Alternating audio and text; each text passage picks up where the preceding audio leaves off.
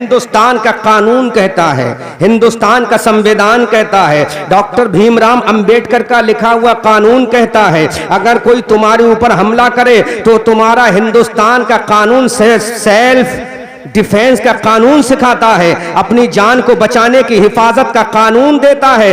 तो ये चीज बयान करना कोई सियासत नहीं है, इस चीज से आशना करना इस्लाम का अहम जुज है। लेकिन मेरी कौम के लोगों, आज जो हालात मुल्क के अंदर चल रहे हैं, अगर तुम ना समझे तो याद रखो, तुम्हें बचाने के लिए अब कोई अबू बकर सिद्दीक नहीं आएगा, अब तुम्हें बचाने के लिए कोई फारूक आजम जैसा अलमबरदार नहीं आएगा, अब तुम्हें बचाने के लिए कोई उस्मान गनी अपनी दौलत लेकर नहीं आएगा, अब तुम्हें बचाने के लिए कोई फातह खैबर जुल्फिकार लेकर नहीं आएगा, अब तुम्हें बचाने के लिए हजरत सैफुल्लाह की शक्ल में तलवार लेकर नहीं आएगा, अब तुम्हें बचाने के लिए हजरत जर्रार अपने नेज़े को लेकर नहीं आएंगे, अब तुम्हें बचाने के लिए इमाम हसन अपना मुसल्ला इमामत लेकर नहीं आएंगे, अब तुम्हें बचाने के लिए हुसैन अपने बच्चे अली अकबर को लेकर नहीं आएंगे, अब तुम्हें बचाने के लिए हजरत सकीना अपनी कब्र से नहीं आएंगी, अब तुम्हें बचाने के लिए इमाम ज़ैनुल आबिदीन अपने हाथों में हथकड़ियां पहनकर नहीं आएंगे, अब तुम्हें बचाने के लिए हजरत इमाम मोहम्मद बाकर नहीं आएंगे,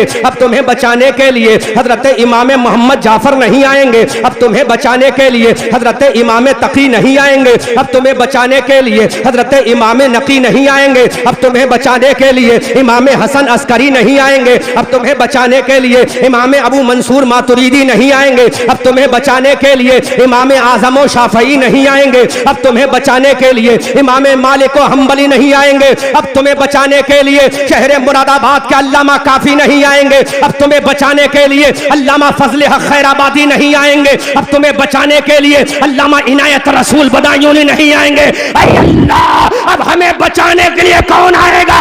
अल्लाह का कुरान बोल रहा है, अरे आगे बढ़ना तेरा काम होगा, बचाना मेरा काम होगा।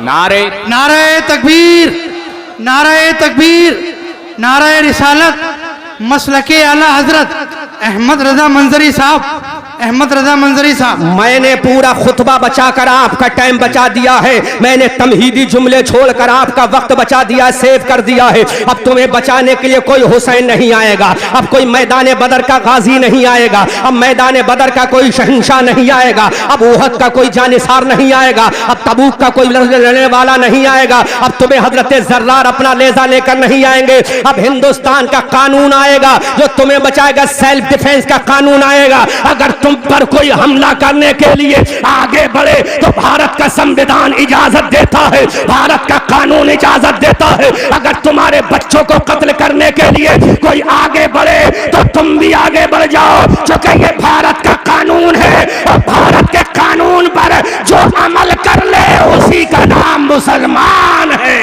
बेशक बेशक बेशक उसी का नाम मुसलमान है।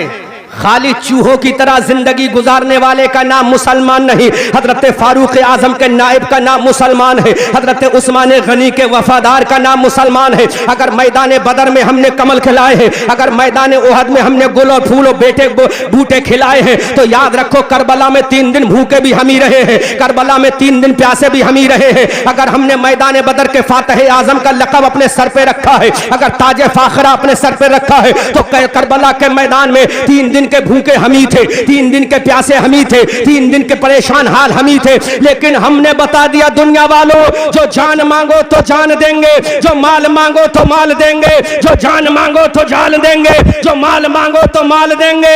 न होगा हमसे कभी यह हरगिज नबी का जाहो जलाल देंगे। बेशक बेशक बेशक नबी का जाहो जलाल देंगे, जलाल देंगे। करंट हालात पर गुफ्तगू कर रहा हूं, तवज्जो से समात करो। आज हमला किया गया, इससे पहले हमला किया गया था कुरान पर, उसके बाद हमला किया गया इश्क़ रसूल सल्लल्लाहु अलैहि वसल्लम पर, अब हमला किया गया हजरत सैयदा आयशा सिद्दीक़ा रज़ियल्लाहु ताला अन्हा की शादी को लेकर। मेरी कौम के नौजवानों, मेरी तकरीर लच्छेदार आज नहीं होगी। लच्छेदार तकरीर इससे पहले मैं आपके शहर जसपुर में आया था, बयान कर चुका हूँ। आज बड़ी इस्लाही गुफ्तगू करूंगा, बड़ी सेंसिटिव गुफ्तगू करूंगा, ताकि आपकी कुव्वत समात इसको बर्दाश्त कर सके। और जसपुर के पढ़े लिखे नौजवानों, आज तकरीर से पैगाम लेकर जाना, इस जलसे से पैगाम लेकर जाना। हमारे नबी के ऊपर इल्जाम लगाया गया कि माज़अल्लाह तुम्हारे नबी तो सेक्स पावर वाले थे, तुम्हारे नबी तो ये चीज करने वाले थे, तुम्हारे नबी ने 9 साल की बेटी से शादी की है।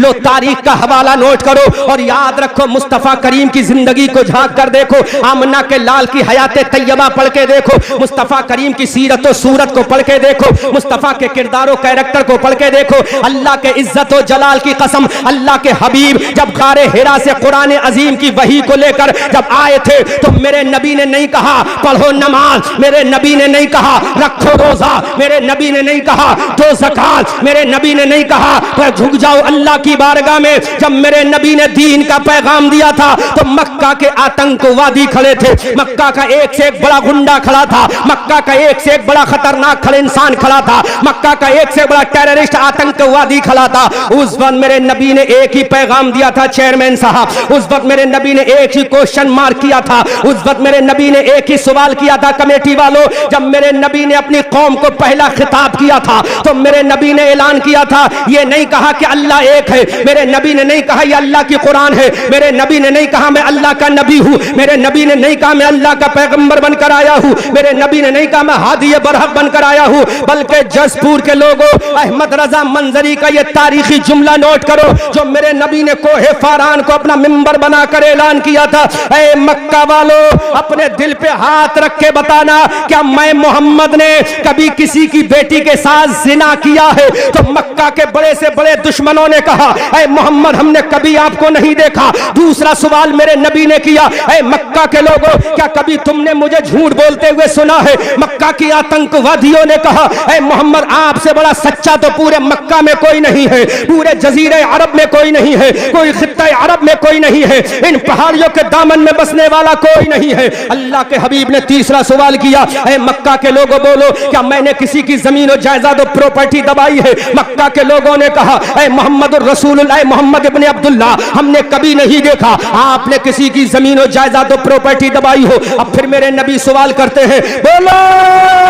क्या मैंने किसी पाक दामन औरत के ऊपर तोहमत लगाई है? मक्का के लोगों ने कहा ऐ मोहम्मद हमने कभी नहीं देखा। मेरे नबी ने फरमाया क्या मैंने कभी किसी की चोरी की है? तो मक्का के लोगों ने कहा कि नहीं नहीं मोहम्मद हमने कभी ऐसा भी नहीं देखा। अब मजहब को एक साइड में रखो, मैं दुनिया वालों से पूछना चाहता हूं, इसमें मजहब की बात बाद में है, इंसानियत की बात पहले है, मजहब की बात बाद में है, इंसानियत की बात पहले है। चोरी के बारे में नबी ने पूछा, इंसानियत की हिफाजत हो रही है। जिना के बारे में नबी ने पूछा, इंसानियत की हिफाजत हो रही है। गरीब को सताने के बारे में मुस्तफा ने पूछा, इंसानियत की हिफाजत हो रही है। मालो असबाब गसब करने के बारे में मुस्तफा ने पूछा, इंसानियत की हिफाजत कर रहे हैं। तो मेरे नबी ने कहा अरे पैगाम इलाही तो मैंने बाद में दिया है, इंसानियत का पैगाम मैंने पहले दिया है। नारे तकबीर, नारे रिसालत, मसलके आला हजरत मौलाना अहमद रजा मंजरी साहिब क़िबला,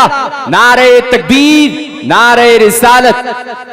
इंशाअल्लाह मैं थकूंगा नहीं, एक ही नारा काफी है, रिसालत और तकबीर का नारा। मैं थकूंगा नहीं, 2 घंटा भी बोलूंगा तो मुझे कोई प्रॉब्लम क्रिएट नहीं होगी अल्हम्दुलिल्लाह।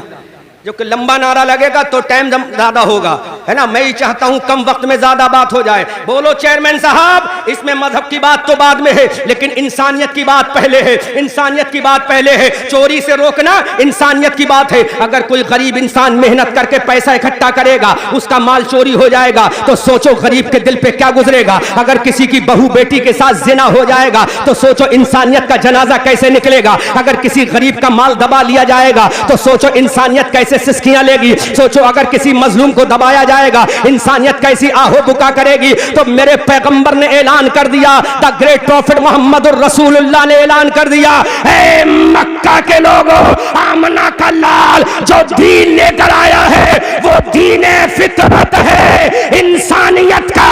अगर